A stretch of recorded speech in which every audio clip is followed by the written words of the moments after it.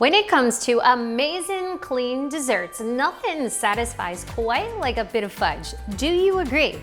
The recipe I'm about to share with you is truly amazing. Simple and clean, consisting of 2 ingredients, which is clean chocolate chips and clean nut butter, okay? So you do see a 3rd ingredient, however, that's just for an optional topping. Now, let me go ahead and show you how it's done. The first thing you want to do is line an 8x8 baking dish, or I'm using a bread dish, so it doesn't really matter. You don't have to be fancy, but use an unbleached piece of parchment paper. If you find these sides are really annoying to stay intact, you can go ahead and just cut right there in the 4 corners. It gets in there so much better. By the way, kitchen hack. The trick I found here is to just leave the sides hanging over so that you get easy removal for when it's done. Now, you want to get your saucepan over medium-low heat, okay? You're gonna add 1/2 cup of creamy almond butter and 1 cup of chocolate chips. You wanna make sure that your chocolate chips do not have any soy,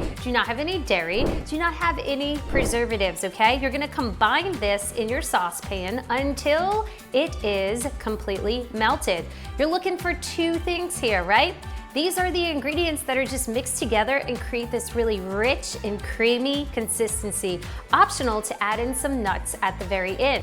Remember, when you're choosing your almond butter for this, you want the shortest possible list of ingredients. We're talking almonds and sea salt. Avoid added oils or sugars. For chocolate chips, you can check out Enjoy Life, okay, which is available in most grocery stores and online.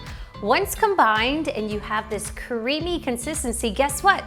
You got fudge, baby. Pour it in the prepared baking dish.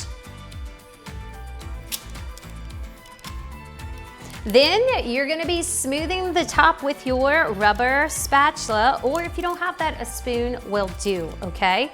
Then optional, I like my chocolate a little salty, so I'm just gonna be sprinkling on a tiny bit of sea salt.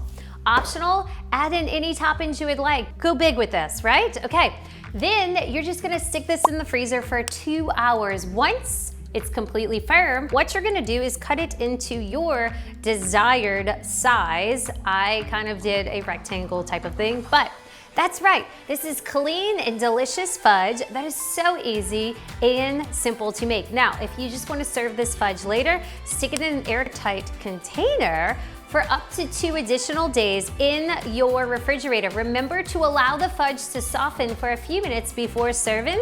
Most of all, cheers to enjoying a chocolatey treat and feeling amazing. Be sure to click the subscribe button below and comment on how your fudge came out. Also, check us out on Instagram at Wake Up and Read the Labels for more ways for you to eat the foods you love and mostly feel good.